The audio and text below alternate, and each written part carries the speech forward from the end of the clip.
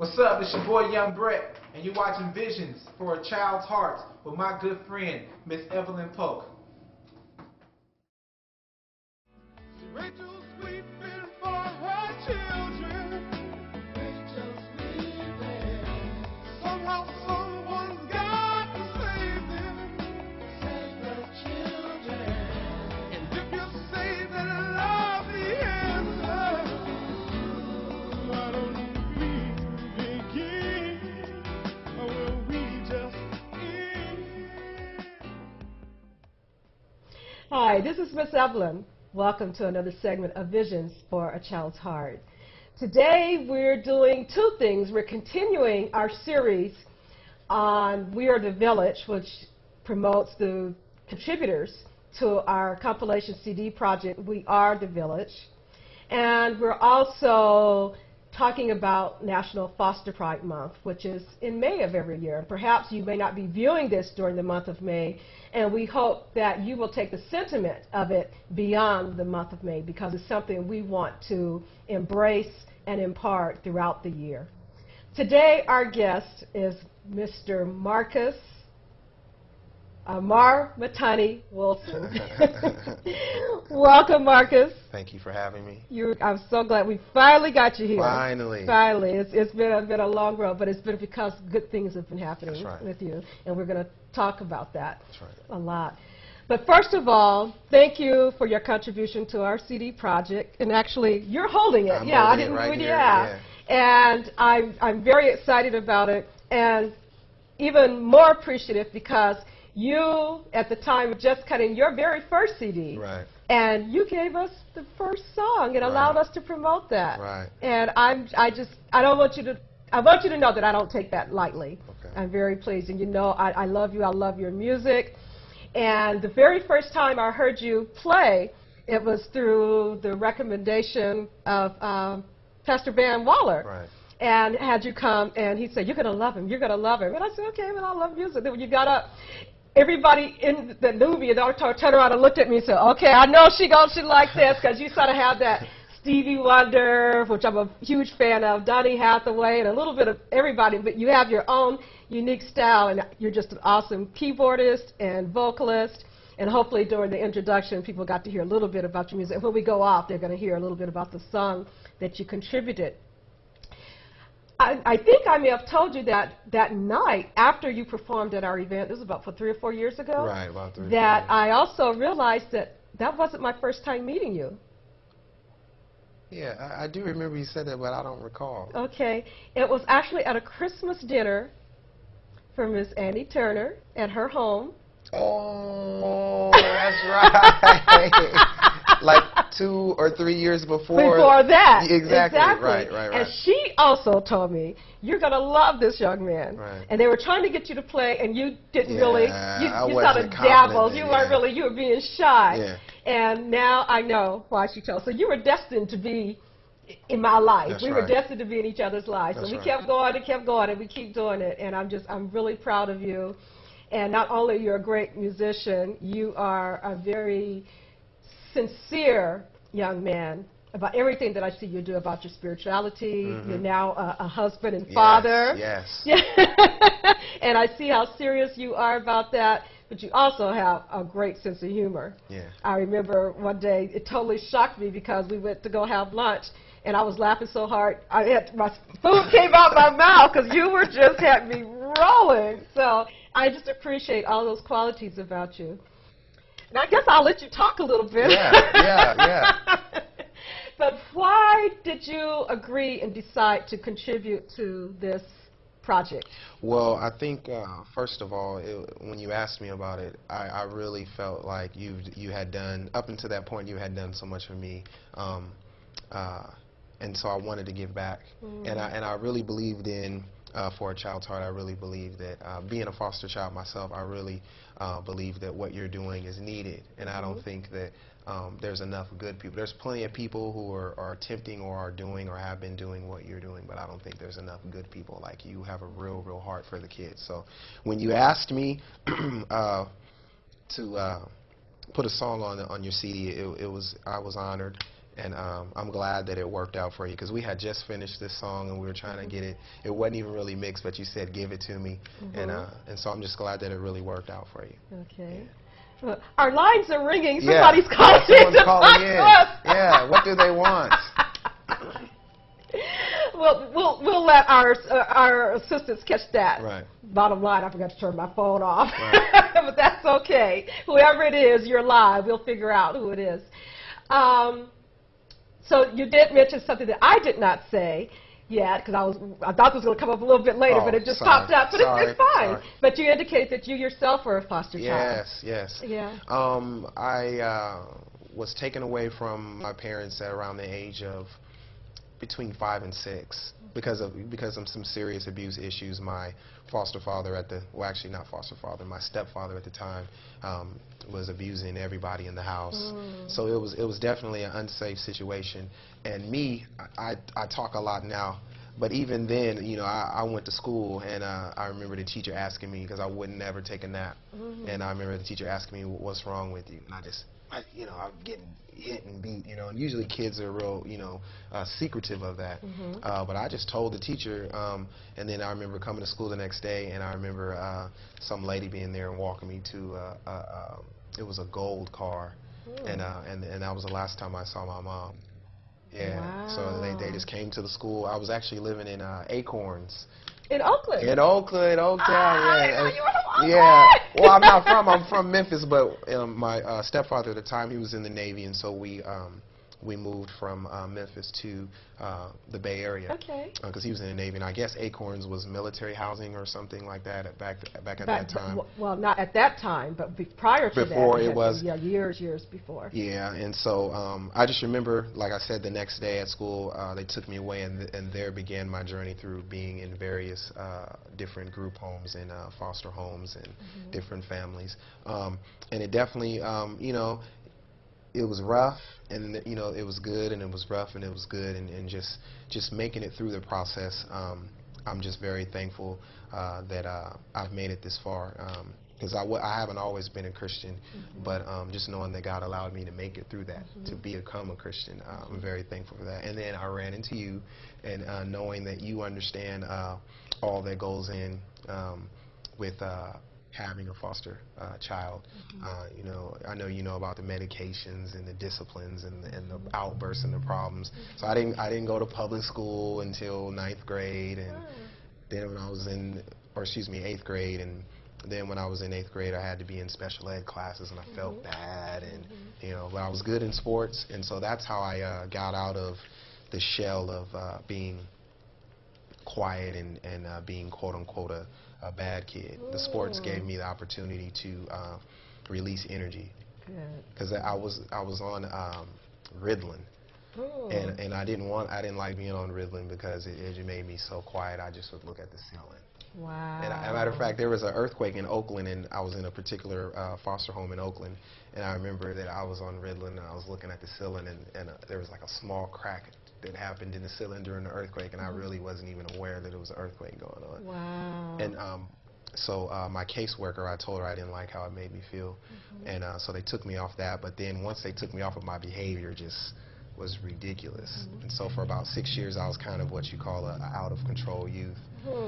But then when I started playing sports, I was able to do something positive with my energy.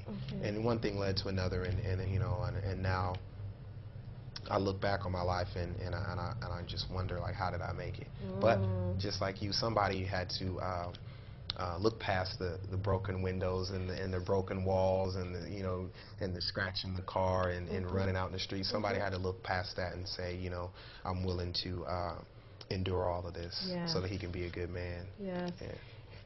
I was going to ask you a different question, but it just reminds me, I recently did an interview with Ayala Vincent, and I asked her, because she's parenting, she was a child that was passed from family to family, and she's now raising her grandchildren. I asked her, what would you say to an adult who feels like they give a child the love and they reject it, and it's not received, and it breaks your heart? She said, well, isn't that what kids do? They're going to break your heart, they're going to break your lamps, they're going to break your television, but you love them anyway.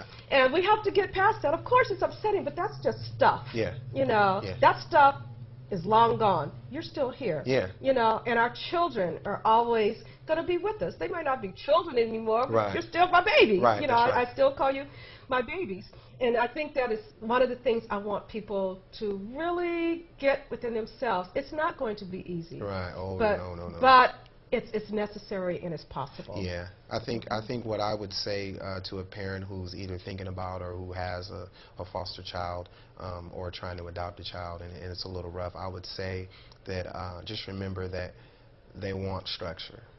And they're so used to when they break something, they just leave. They're so used to that. So some of it is them testing to see if you're going to be able to discipline them, if you're going to be able to give them a structured environment to where they Safety. feel comfortable, right, to be themselves and begin to heal emotionally. Exactly. And a lot of foster parents, they don't take the time. It's you have to be good, you have to do this, and if you don't, well then they threaten you and say, well, you're going to leave. Yes. And that makes things so much worse. Yes, Because yes. now you don't have no safety, you have no comfort zone, you have no ability to make mistakes and grow, because that's how you grow as a human being. Exactly. So if you have any foster kids, male or female, provide them with a comfortable environment, letting them know that, hey, whatever mistakes you make, I'm going to be here to help you through it, and you'll see just a drastic But there's still going to be consequences. Oh, definitely Yeah. going to be consequences, but you'll see a drastic change when they realize and they trust that you're really going to care for them. Yeah. I am so glad you Yeah. said that. But Oh, we yeah. could end the Oh, interview yeah, right yeah, here yeah, because you yeah. said it. You have said it. It's the truth, though. I experienced that a lot. I think the hardest thing for me growing up was feeling like no one loved me. Because I remember my mom's face, and the most of the memories that I have of my mom were, of either her being beat or of her yelling at me or doing something crazy to me. But I didn't have any images of my mom loving me. And so when I was in these different group homes and foster homes, most of the group homes, unfortunately at that time, it was black kids, but it was white staff. And so you're looking at staff and they're trying to care for you, but they don't even look like you. So there's that disconnection there. And then I've been in foster homes where they already had other kids. So now you don't get that one-on-one love. So it was very hard for me to feel like I really mattered to someone. And so. And that's why the name of the organization is For a Child's Heart. Right. Because when you say that, it just makes me feel so sad. Right. Because I think every child deserves to feel that somebody loves them. Yeah. Even if you know you're a terror. A terror, exactly. And one of the things that my foster son said, even though he ended up still going to the group homes and all of that, two things that he said that really, really just let me know that it was worth it all. One was, that's how I got the name of the organization, because he was saying, when you touch me like that, it makes my heart warm. Yeah. And it's like, wow. But another thing he told a therapist, and they were saying that I was being too hard on him, and he said, no, not really, and I know she loves me. That's the best thing that he could have said. Yeah. As long as they know that somebody did and does love them, that's all that matters at this point for me. I would like for their lives to have taken a different route, but it's not over yet. Right, it's not over. Just beginning. Yeah. It's just beginning. Yeah. Just beginning. So, was there at any point in your life that you felt loved? Yeah, you get sprinkles of it, but it's really, I will say this, it's really hard to feel love when you don't have stability. Yes. I finally got stability when my last foster home that I went to was when I was in the in the 7th grade. Her name was Lisa Levias, and I stayed with her from 7th grade until graduating from high school. Oh, right. Yeah. So and I felt love from her. I just think that by that time, I had starting to go into being a young man. My heart was kind of cold and calloused. So it's like I couldn't even receive love at that time, because she did a lot for me. She definitely loved me. I'm sorry. Yeah, she definitely. Yeah, I'm moving around. I might throw it. Yeah, she definitely loved me, but I think I blame myself. I didn't get the most out of the relationship with her because, like I said, I had a calloused heart. But she did definitely show me love, and they welcomed me into their family. But after, when I graduated high school, that was when I was able to kind of go out and find out what real love is, you know, with my relationship with Christ and being a Christian. And then I was able to look back on all my experiences and understand that I made it through that to be stronger, not only for myself, but for someone else. And so now I feel love all the time because I give love, you know, and I see people on the street, or I, you know, I've worked at Boys and Girls Club and coached basketball teams, and for some reason, I always end up with a young male who is exactly like how I was.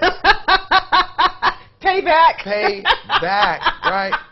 And it's so funny because it's like, wow, this is what I did to people, and you know, and so now I understand why it was so hard, so difficult dealing with me. But it's always a blessing because I know exactly what's going on. When they tell me they don't like the medicine, I know exactly because I experienced that. And when they tell me I can't sit still. I don't know why I can't sit still. I'm in class, I can't sit still. I understand exactly what that feels like because I was there. And I was 14 feeling like that. Wow. And 16 sometimes, and 17. So I really thank God for the experiences because I'm really able to give real life lessons to some of the young people or even people that are my age, help them with what they're going through because of what I experienced. Wonderful. Yeah. And actually, that's a whole other topic that I want us to talk about, perhaps in another interview, the whole thing about medication. Oh, yeah, yeah. I have a lot of mixed feelings about that.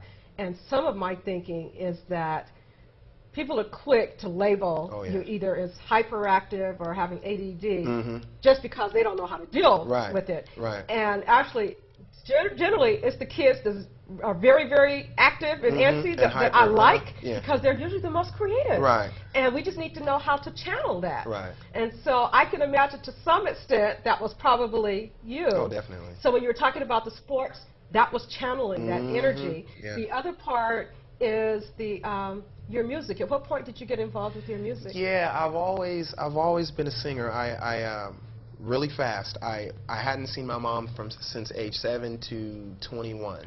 Wow. And so I found her. I looked in the phone book. I remembered my grandmother's last name, which is Dixon.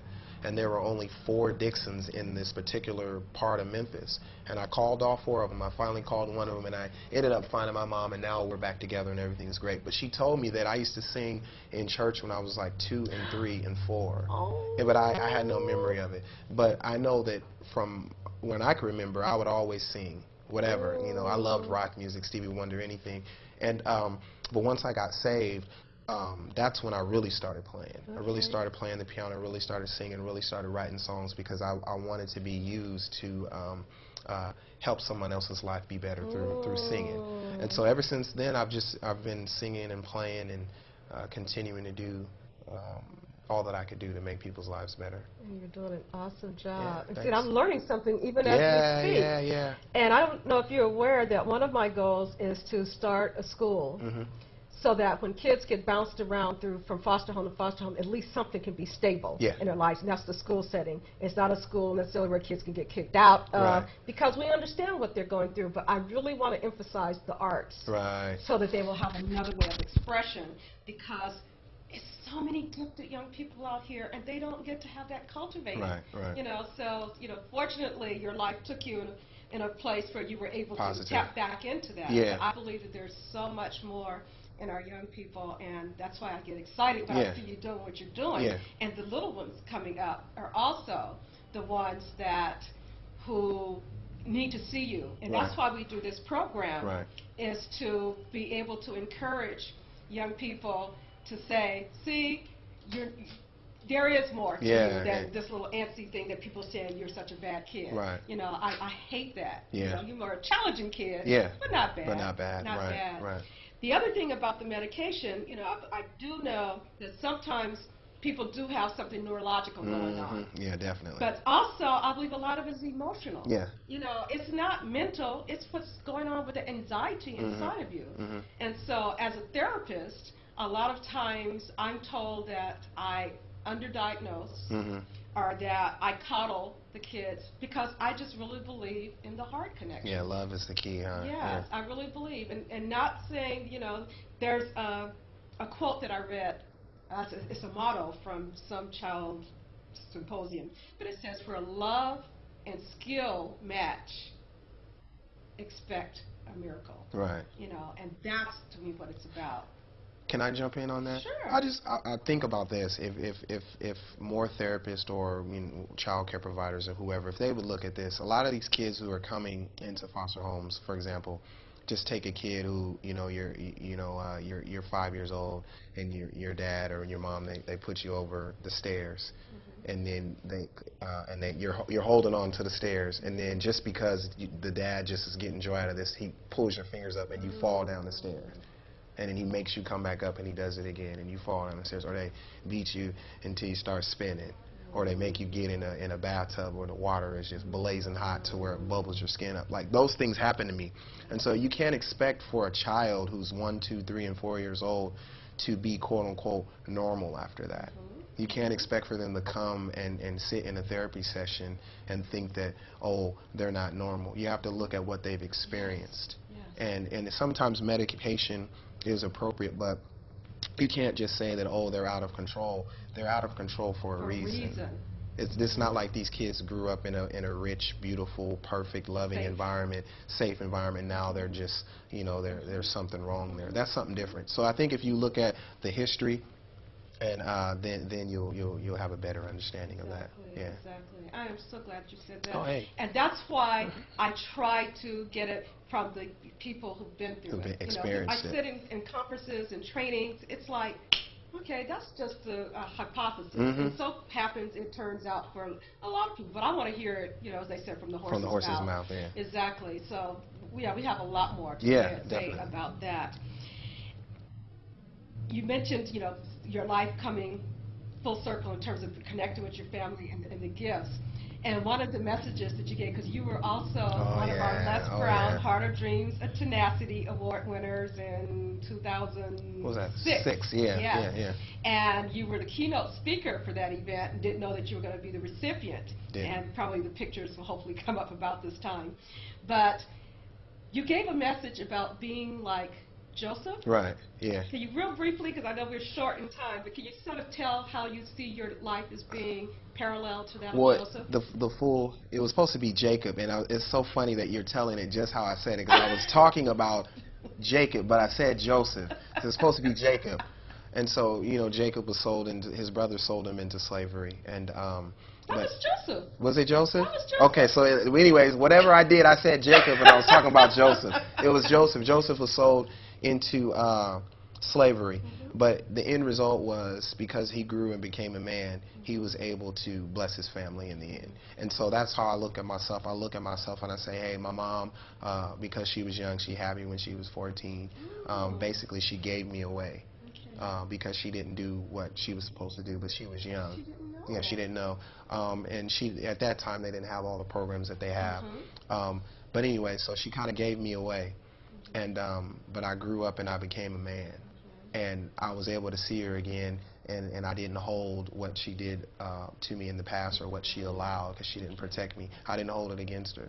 And so now, everything that I'm getting ready to receive in my life, whether it's financial, or whether it's, children, or whether it's a home or a house, she's able to be a partaker of that.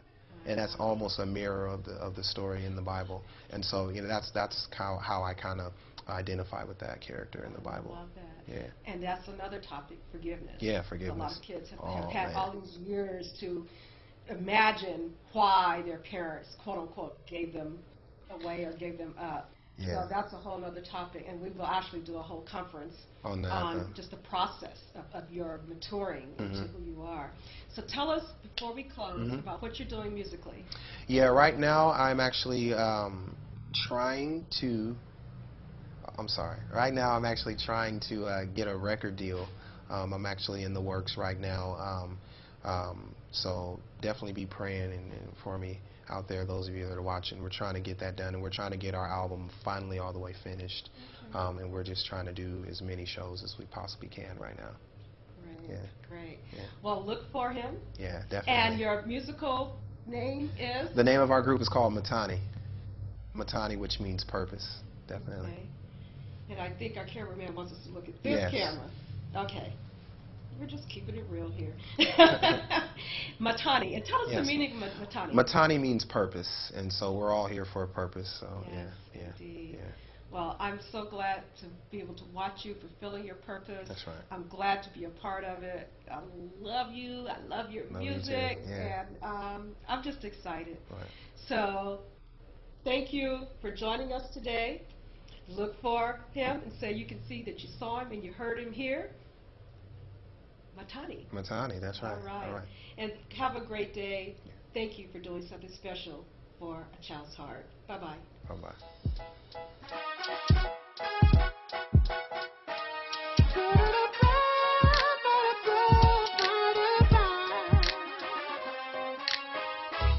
There's a river that cleanses sins. It doesn't matter if you sink or swim, I swear. All that matters is if you want to be clean. You see, I'm diving in, let the current carry me to a place that's better, to a way that's so much more. The old me is no more, 'cause I'm already, yeah. You can see the change in me. My past is so far behind me, yeah, yeah. You can see the change in me. I'm ready.